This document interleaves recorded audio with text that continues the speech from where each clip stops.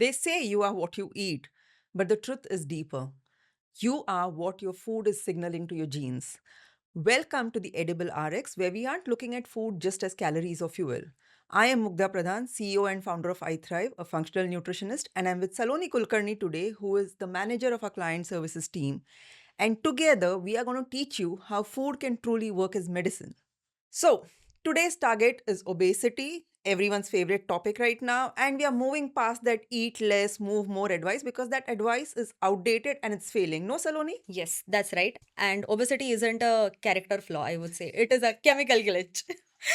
And everything comes down to the real food. But today we are going to discuss an edible RX prescription, and that we will do with a dose framework. Dose framework, Saloni, that sounds really strange. What does that stand for? So, dose is a very interesting concept. And D stands for detection, O stands for origin, S stands for solutions that we are going to provide today, and E is for evolution. Oh, like edible RX, the prescription is in the dose. Very smart. All right, then. Since you're so smart and you've created this really cute framework, um, the D, the detection that you mentioned, okay, if we look at obesity from this angle, how would you detect what's causing obesity? Like from your perspective, you said it's not a what do you say? It's not a character flaw. So what is really happening when someone gains weight and becomes obese? What is going on? So, right, coming to root causes, if I have to tell you, it starts with inflammation. Well, what is inflammation? A swelling that you can see from your naked eyes. But if you see internally, you cannot see what that inflammation is. But we can You mean detect like it. at a cellular level? That's right. So we are going deeper at a cellular and mitochondrial level. So when there's inflammation, it is going to tell us with the blood markers like hsCRP, ESR, interleukin 6, and many more. Right. And what happens is with this inflammation, your body's inflammatory responses have started up, which leads to upregulation of these inflammatory pathways, thereby increasing the levels of these. Okay. And what happens is with fat is it is going to get stored inside your cells. That is one thing which will then starts depositing each and every molecule of fat inside your cells. And this fat itself is then more inflammatory in nature, so it's releasing more inflammatory adipokines. Yes, that's right. And in this case, what happens is further how it is going to come inside your body is number one thing is toxins, which we also called as obesogens. Number one Right. is environmental toxins, and we all are exposed to pollution and environmental toxins. And secondly, it is known as EDCs, which is nothing but endocrine disrupting chemicals. We often are exposed to plastics. We drink water from plastic bottles. We store our vegetables and sprouts also in plastic bottles, which is really bad because that plastic is coming inside your system in the form of microplastics. Now, this in turn is again going to upregulate the inflammatory pathway. Damn it. Again, coming back to inflammation. Now, how are they going to come as? Bisphenol A is one, which is known as BPA, SLS, SLES, and it also can come as parabens inside your system. These are environmental toxins that basically the body is using fat to deal with and store. Yes. And yeah, I do know this, like to prevent these toxins from going into your organs, then the body is like, that's why they're called obesogens, because like body is using fat to store them. But what about other root causes? What else can trigger obesity? Are there any organ systems that when, yeah, There are many. okay. Coming to insulin resistance is one of it. Now, what happens is just coming to a technical thing, excess amount of glucose doesn't know where to go. Right. So it will just keep circulating in your blood glucose as a form of blood glucose in your blood, or it is going to get converted into fat and stored inside your liver as a store of glycogen. Secondly, if glycogen stores are also self-sufficient enough for your body, where will this glucose go? And it is now going to get stored inside the cells. Mostly, it is going to show as abdominal fat or belly fat, Right. which we commonly call as this belly fat that we have. For which people do spot reduction exercises. So that is one of the reason, and hence controlling your blood glucose levels and this insulin resistance concept is very important. Secondly, it also affects your liver. So liver diseases and liver detoxification, if it is hampered, that is also going to start keeping things inside your system. Right. Because the liver can't break down, like lipid metabolism is entirely in the liver and the liver can't do its job. So it's all getting Messed up. And actually, all the processes that if we go at biochemistry, glycolysis, Krebs cycle, the fatty acid oxidation, everything happens inside your cell. Now, if it is that messed up, it's going to get stored inside the body. right. And then comes the concept of leptin. Very few people know about it. I know, right? And it's so surprising. Yeah. And there's a concept of leptin. So, leptin is a hormone which provides satiety. Mm-hmm. Now, what happens in leptin resistance? One thing happens is like this fat cells are going to have or they are going to produce leptin. So, excess amount of fat cell, excess amount of leptin. Now, this in turn is going to give your body a starvation state signaling because your brain receives a signal where it is going to mimic the starvation state. In that starvation state, the body doesn't get the signal of satiety and it constantly triggers the hunger for the system. I also noticed in my own case when I was overweight, my leptin levels were always very high and I'd never feel full also. Like I would be hungry all of the time. And I think leptin also is involved in your uh, the energy regulation, like how much should you burn and how much should you store. That cycle also is determined by leptin, I think. So that is how most of our body mechanisms impacted. Insulin, liver, leptin, And the manager, that is our thyroid. yeah. Why does the manager always talk about the manager? But okay. Interesting thing. So thyroid is actually the organ system which is involved in your metabolism. With obesity, what happens is you are prone to get into thyroid dysfunctions because the signaling itself is disrupted, which starts right from your brain, that is the pituitary gland itself. So, yes, thyroid, insulin resistance, your liver gets impacted. Leptin resistance is often commonly seen, and most of the people don't talk about leptin also. I don't think there's even like a proper connection made between like your thyroid hormones and obesity also. In fact, see, sometimes if your thyroid becomes dysfunctional, it can trigger weight gain, and then the weight gain can make the thyroid function worse, and then it becomes just like horrible vicious loop. So thyroid, uh, what about like if the gut is dysfunctional, can that lead to weight gain? Yes, a very interesting research paper that we were also reading about is gut dysbiosis. So there are certain strains of microorganisms like Clostridium perfringens, some Bacteroidetes, and these bacteria are known to trigger xenoestrogens. They make these dirty estrogen molecules. They can activate the estrogen receptor in your gut.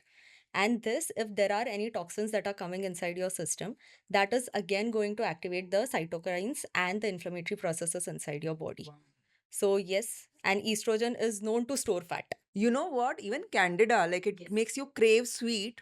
Since we're talking about the gut, and then we have so many clients who have high candida and then who have no control on their sweet tooth. So yeah, candida also does that. So the gut has a big role to play. The toxin load in your body has a role to play. Do any deficiencies trigger weight gain? Just like because eventually we're going to talk about food and then like nutrients come from food, but do any deficiencies trigger weight gain? I would say all deficiencies, including macronutrients and micronutrients, because B vitamins play a major role because they are involved in energy metabolism cycles. Like if you see glycolysis, Krebs cycle, each and every conversion that happens from glucose to pyruvate, there are requirements for B1, B2, B3, and niacin is also used in energy metabolism cycles. So yes, B vitamins are utmost important. Coming to, since we were talking about inflammation, omega 3 and our diets lack omega 3. So, omega 3 plays a big role. So, yes, omega 3 would be there. Proteins are also important, and we'll be discussing about proteins more in detail. So, most of the And nutrients.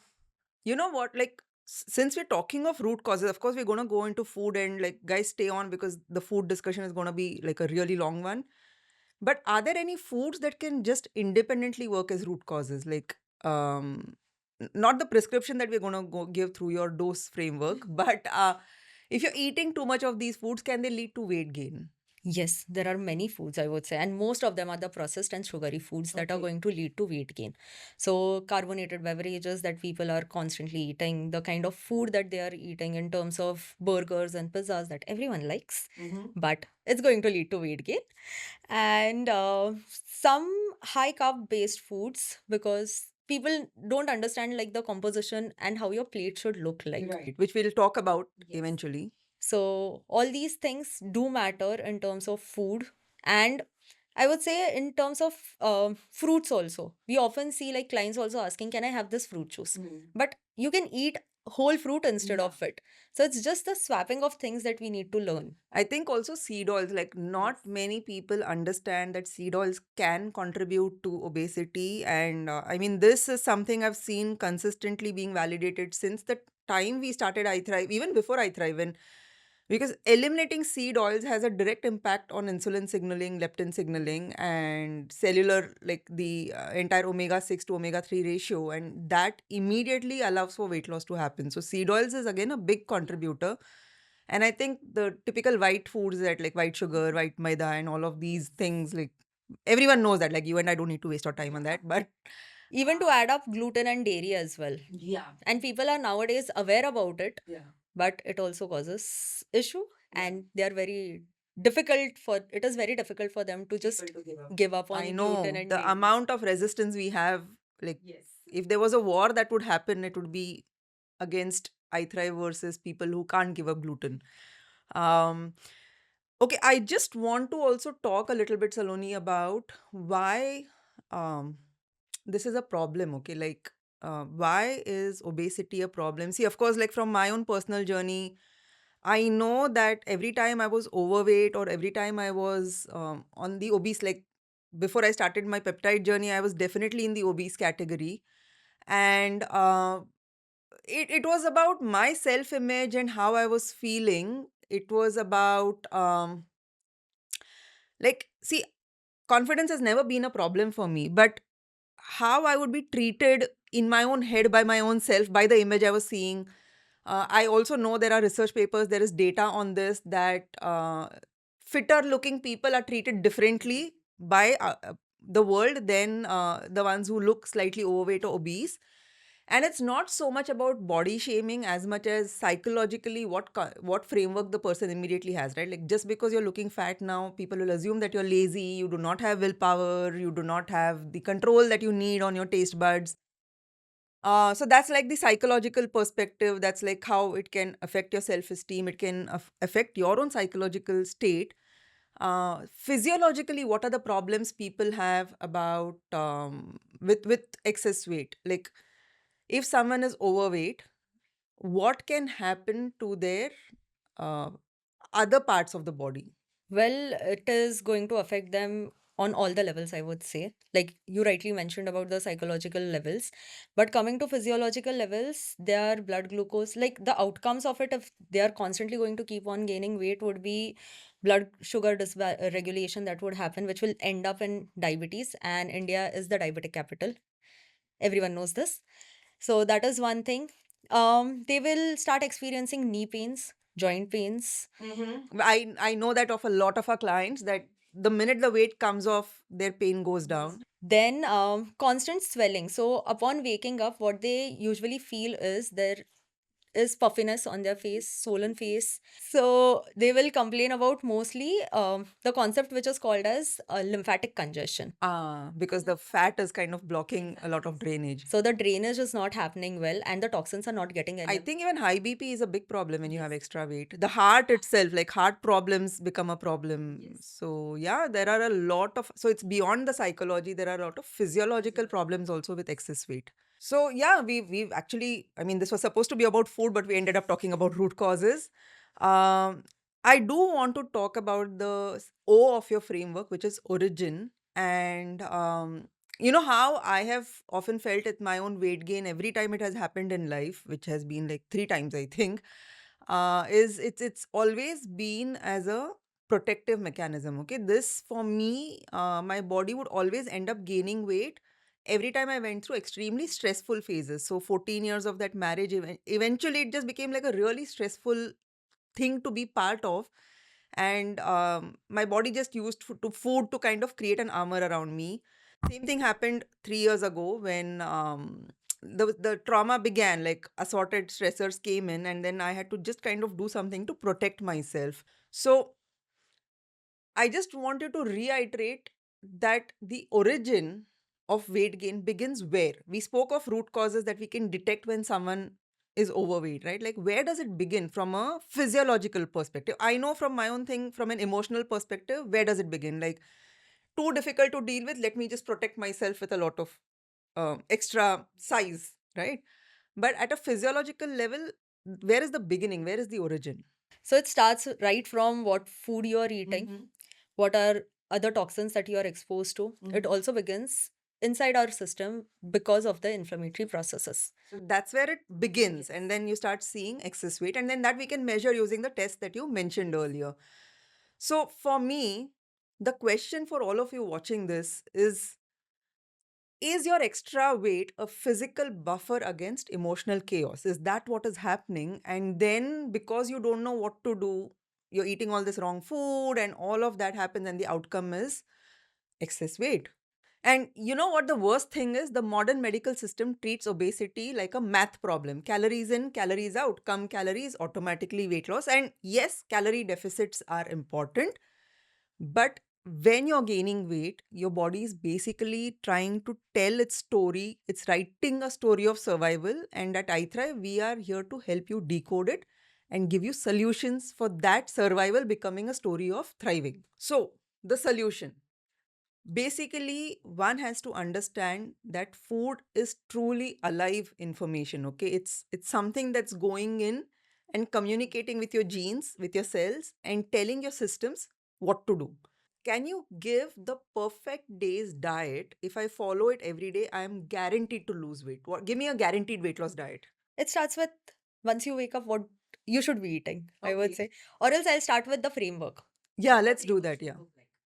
Um, the framework, let's begin with it. It will be where we focus on proteins more And why protein? because proteins are building blocks of our cells. Mhm. It has amino acids, and our body requires all the essential amino acids from the food throughout the day. If there are some issues, then we include essential amino acids because those are essential ones, Right. then getting converted into non essential ones. And then it builds up our cells. So, yes, proteins are very important. Secondly, apart from the technicality, it also provides satiety. Which for people who don't know what the word means. So satiety is feeling of fullness upon eating food, and it actually slowly releases the glucose inside your system. So slow release of glucose will slowly release sugar spikes. So that is why proteins are utmost important. So you actually focus on high protein diets. Okay. Secondly, high fiber as well, because fiber again is helpful for satiety. We focus on anti-inflammatory foods. Okay, and what are exactly anti-inflammatory foods? Very interesting ones, and you can find it in your kitchen. It starts with turmeric, Okay. which has curcumin as a potent antioxidant, which will have anti inflammatory properties. Then ginger, garlic, which has certain compounds like allicin and gingerol, which will help in lowering down the inflammation. Right. As a supplement or as like a actual ginger? Actual ginger and Okay. food. And then going with our dadi's nuske and the kadhas that are there, which actually helps in bringing down those inflammatory processes. So these are just anti-inflammatory support mechanisms along with a high protein diet. What about the other macros then? Your carbs and fat? Yes, coming to that, carbs would be low carbs because we don't want excess. Because excess amount of carbs are again going to get stored in the fat cells. As I told, excess amount of carbs is excess amount of glucose, then converting into fat and getting. But then does one have to be permanently on low carb, or is it just until the weight loss is actually achieved? I would say until the weight loss is achieved, but when you see your plate, it should look like a balanced plate. Mhm. It should not look like too much of carbs. And if you consider most of the Indian diets, nothing against Indian diets, but yes, it is based I out do of have carbs. many things against Indian diets, but yes. So it is actually carb based. Like we have a tendency to have two grains. Per meal, like a roti and a rice. And how much is the dal that we are having? Or Dal is carby, like. it's hardly giving you 2 grams of protein, hardly, I would say. So, and chicken also, if we see, then we will just have two pieces, which will be around like 50 grams. And I think most people chicken like they take with the gravy. So the gravy is what they are more interested in than the actual meat, So the plate actually looks too much of carb based, which we don't want. which then triggers high glucose levels, which then causes insulin resistance, which then again makes it like impossible for you to lose weight. So I understand the low carb logic. What about fat? Fat, I would say moderate fat, not really very high fat or low fat diets, but moderate fat because fats are important for the cushioning of your vital organs. Mm-hmm. So, yes, we cannot go completely low fat and we won't go completely high fat also. Like going for keto, I won't be the person to tell that go on a keto diet, because it is again a fat diet and not at all sustainable. So yes, moderate fat, but good quality fat. So what are good quality fats then? So that would include MCT oils. Okay. Yes, that is medium chain triglyceride. Which is like if it is food. That is coconut oil, the Okay. best source. So Saloni gets into full clinical details, and we have to remember that we are talking about food. So yeah. Coming to food and layman terms, yes, So coconut oil. coconut oil is the best thing to have. Then coming to, these are done with the macros. But what about ghee and all? Because we have them in our protocols, na? So for a weight loss diet, also ghee is okay. Absolutely good, and it actually aids in digestion also. Mhm. So yes, ghee is absolutely okay. There is a myth about ghee that it is going to raise my cholesterol levels and it's going to be bad, but it is not. Mhm. It is actually protective and it has healing properties for your body. So yes, ghee, 1 teaspoon a day is absolutely okay to Okay. have. These are done with macros and So protein first, protein first low carb, and a moderate amount of fat. with good quality of fiber Okay. coming from salads. Salads. All right. So that's your basic template for the entire day. Now, if we had to make this 3 meals, like a breakfast, lunch, and dinner, how would you do this? So, breakfast, I would say one thing with weight loss, what you should do and emphasize on, do not skip meals. Okay. We often see our clients skipping meals, because skipping meals, your body again gets into a starvation state. Okay. And you remember what happened during COVID times? We just tried to stock up everything just with the intensity and thinking that it will all get over and we won't have food to eat. Right. The same thing, the same mechanism that the body has. So body is going to try to keep everything intact so that it doesn't get into starvation mode. So yes, I would say do not skip your breakfast at least, because it is a major meal and you should always focus on eating your meal, the first meal, within 1 hour of waking up. Why is the 1 hour of waking up important? Again, coming back to the leptin thing. Okay. So, with leptin resistance, what happens is your body is, for a longer period of time, it is in starvation state. And what then happens is, if you do not eat your breakfast, your lunch would be a very big, wholesome meal, which is not the right thing. And you'll tend to eat a lot at one go, which is then again going to impact your sugar levels, thereby the fat, and getting So stored. breakfast within 1 hour of eating. Yes. And what would be a great breakfast then? Like from the protein and carb and fat perspective, and like a perfect meal within 1 hour. What would you recommend? I would recommend, if you are an vegetarian, go for eggs completely, because you can make omelets, you can have boiled eggs, you can have scrambled eggs, you have multiple egg recipes that you can make. If you are a vegetarian, opt for something like moong dal chilas or pesarutu, which is green moong dal dosas. That will again emphasize a little bit on proteins along with some carbs, but don't go with pohas and upmas. That is the worst thing to have in the morning. Or bread sandwiches. Bread and sandwiches is also the worst thing. Or the most loved thing by our clients is chai with a rusk. Ah, The worst combination. biscuit and chai. Yes. Okay. So don't have that. Instead, we focus on having high protein, like the ones that I said. If you can eat chicken or mutton, the best thing is you can make out tikkis out of it, which is again high protein, or simply just grilled chicken is also the best thing to have. So that's your breakfast. And I think what we have seen success with is like really preventing snacking. So 3 good meals a day, which are protein rich, so that you're full between meals. It also gives your gut a break, like to digest and everything. So breakfast done. What would lunch then look like? Lunch would again look like you start your lunch with fiber and protein again, and carbs become very minimal. So, not like our typical Indian diets where we are eating one portion of roti, then we will have one portion of Or a mountain of rice. and a big mountain of rice. So, not that one. So, we keep only one grain, and that too, I would recommend half a portion of grain. So, where you're eating 2 bowls of rice, I would say go for 1 bowl of rice, Yeah, or even lesser or actually. even lesser. But on the contrary, you should have 2 bowls of dals, which would be a thick dal. And if it was someone who eats non-veg, then how much meat? Like how much chicken or prawns or fish or mutton? So 150 grams without bones, 200 grams with bones is doable. And in between, if someone is feeling hungry, I would then recommend a protein shake. That would be better, or essential amino acids. That's directly digested and So absorbed that inside your 4 body. o'clock hunger peak that a lot of people have. And then dinner. Dinner would mostly begin with, my recommendation would be begin with soup, Okay. because that will take care of like bone broth or Oh, like a bone broth based or a chicken yes, soup. Got it. it will have most of the nutrients, like micronutrients that we want. Because what happens with weight loss is people think that eating less is going to be the thing that will lead to weight loss. But no, eating less is where you're also deficient in nutrients that your body Micronutrients. should be having. And if you are just focusing on 3 meals, then your body should get the nutrients. And if not that, then supplementation is the key for it. Yeah. So dinner would look like a small portion of again protein, I would say, and salads.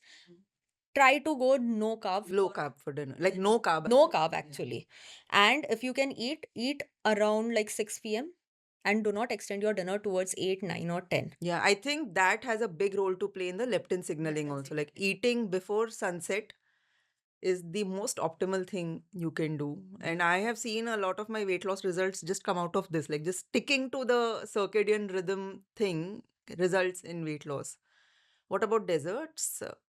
No, right? Like when someone is trying to lose weight, yeah. Definitely a big no, I would say, because a single dessert is going to lead to a complete deep down things for your weight loss, and it's not recommended. It's not worth it only. Like there's no point.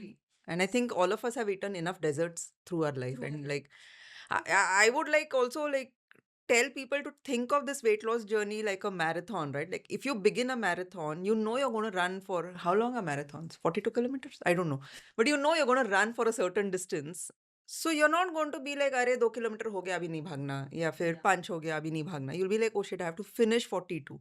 Similarly, when you set a weight loss target, finish it ना. ये क्या है बीच में जाके गुलाब जामुन खा लिया, cheese cake खा लिया, then you're like, oh, I'm not losing weight. So Definitely no. And what happens is people also say, no, socially we drink. oh yeah, alcohol is a big Contributor to it. Alcohol is empty calories, and it is directly going to affect your liver. It is going to affect the inflammation because it is going to raise the inflammation. Liver, because liver has to overwork just to detoxify this alcohol from your system. So alcohol is a big no. The thing that I give my clients is, because they tell me, no, socially we have to drink because we are into this business. We meet people, we meet clients. And I tell them, have a glass of water. Just add one slice of lemon to it. People will think you're drinking a vodka, which is the best thing. And it has worked for 2 of my clients. So interesting thing that one can do. You're teaching clients how to fake getting drunk. Oh, all right. So then they don't even have hangovers the next day. Exactly. And they don't tend to eat those bad chaknas that they eat with it. No, like Yeah, and on the chakna thing, so the snacks and all these deep fried things are a no-no, right? When you're trying to lose weight. So just clean breakfast, lunch, dinner, protein, veggies, some carbs, and then protein, soup, veggies, and it's enough. Supplementation, do they need it? Because I personally had to supplement for a lot of nutrients, especially with the peptide journey. What are your thoughts on supplementation? supplementations for these kind of weight loss is important, because when your cells are losing fat, there are possibilities of nutrients also getting uh, excreted from your system also. Plus, the diet is not giving everything. So yes, essential supplements are important, starting with omega 3s. That is, krill oil would be the best thing to have. B vitamins, all the B complexes, not just B12. People around have this concept of, no, I'll have B capsules and I will be good. No, have B complexes. Yeah, that's that I'm going to talk to Suyash about. Like, I know he will rant about those. But supplements are necessary when you are also doing a weight loss protocol, because you could end up being deficient in a few nutrients, and many of those nutrients support the entire weight loss journey, in fact. Guys, you have to understand that the solution that we spoke of, or the foods we spoke of, it might sound very drastic to what you're eating right now, but you have to understand that your body truly is a temple for your soul, and you look at this framework as an act of devotion. Okay, like you say that I'm so devoted to healing my body, I'm going to eat like this and I'm going to bring it back to normal so that the problem doesn't happen again. Now tell me, which healthy foods could possibly be stalling somebody's weight loss progress? Like everyone thinks it's healthy, but it's actually not letting them lose weight. The number one on my mind is peanut butter. Peanut butter. Yeah, people love eating it and putting it as a spread on breads, but guys, it is not the right thing to have because peanut butter is not at all healthy. They claim it is PUFA, that is polyunsaturated fats, but it also has linoleic acid. And this linoleic acid is actually high in omega 6. Now, omega 6, It is an omega-6 fatty acid, which, yeah, and we know that omega 6 is going to trigger inflammation and insulin resistance and leptin resistance. and everything. So, why do you want to take this into your Don't eat peanut butter, guys. Definitely cross marked by Saloni. So we're doing like a quick game where we're going to rate trending weight loss foods on a scale of 1 to 10, and we'll give you our reasons why we rated them, whatever.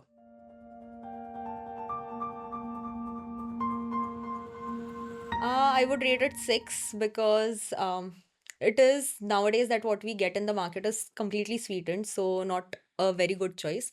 If you can find unsweetened one or make it at home, then it's a good choice if you don't have any gut issues. 4 on 10 because sweetened, processed, heavily marketed, and it's dairy, and dairy can actually impair weight loss.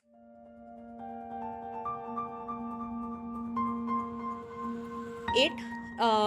It is good fat, I would say, and it actually can be made into good spreads and good quality fat that it has. So yes, 8 out of 10. 10 on 10, totally natural. You can eat the entire fruit. It's got MUFA, good quality fat, and it is filling, helps you big time on the weight loss journey.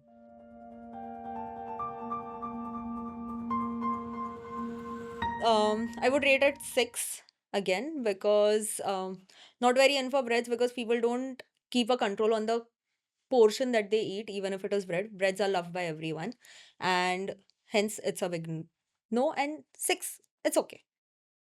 3 on 10, it's gluten, it's all carbs, overhyped and super expensive. It's really delicious, but not recommended on your weight loss journey.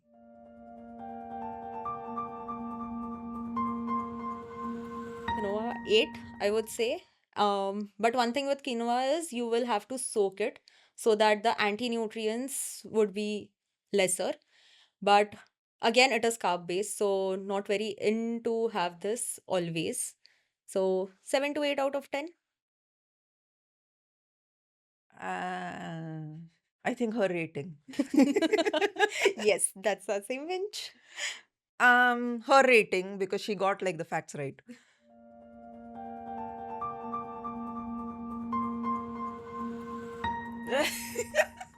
I don't have an answer for this. Like, give it 0. Well, I would say 0 because even if they market it as gluten-free biscuits, there are still going to be additives, preservatives that are going to be added. Sugar in the form of different sugar alternatives, which we also might not identify. So yes, it's a big no. Yeah. I'm at a 0 for gluten-free biscuits because just in the name of gluten-free, they put any crap in that, and it's a total no for your body.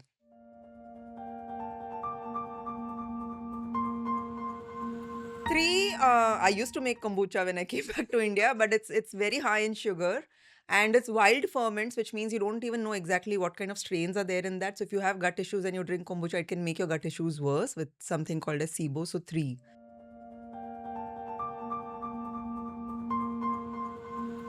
0. The kind of things that are marketed with weight loss shots would be like green juices. That No, I also know of a company that is marketing probiotics as weight loss shots. Ridiculous concept, guys.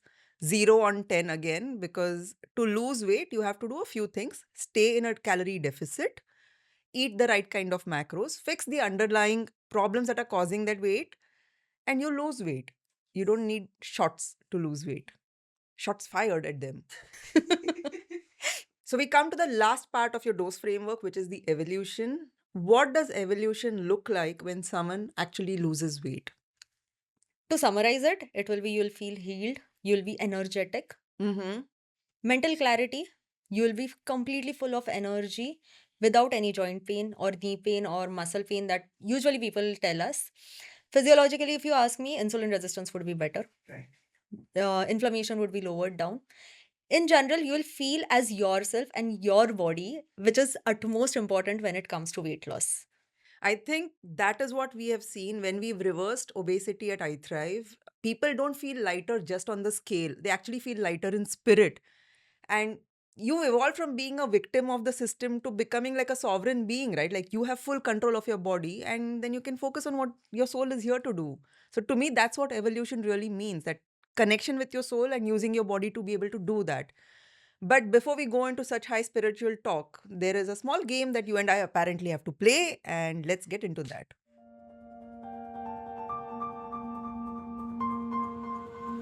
Oh, I forgot how to do a. definitely no. It is not at all a good solution because if you see oat milks that we get from the market, it has something called a sunflower lecithin and oils which are added as a preservative to it. What? You'll have to But I. the coffee one, Mugdha. Okay, coffee. Thank you for giving me the choice, the illusion of choice.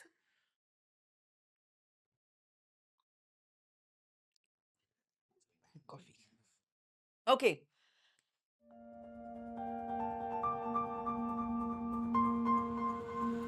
Ah, so that is a myth. Depends on which air fryer you're using, because if you're using the Teflon coated air fryers, are actually putting in more toxins in your food. So steaming is far better. Haldi. Salt water. A little sodium coming in.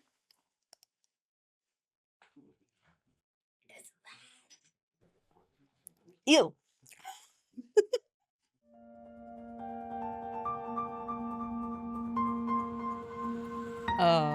No. All kinds of sugars are bad for your weight loss journey, and we actually discussed it. No sugar, no desserts. Yes. You want an inflammatory shot? Anti-inflammatory shot? Okay, Saloni, thank you. All right.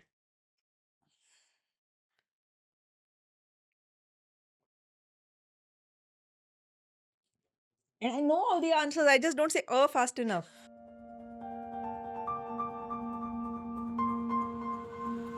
Ah, so it's not so much about being more nutritious. It just doesn't have the dirty iodine that's added in table salt and all the anti-caking agents that are added in your table salt. So it's better for your health than table salt. Salone! Vitamin C coming my way. But it is not going to be tasty. Hmm. It was good. It was good. All right, I think we're done with today's focus on obesity and creating a really food based prescription for it. And thank you, Saloni, for going so deep into that. We'll meet you guys soon again on another topic, another health dysfunction, and another protocol for that.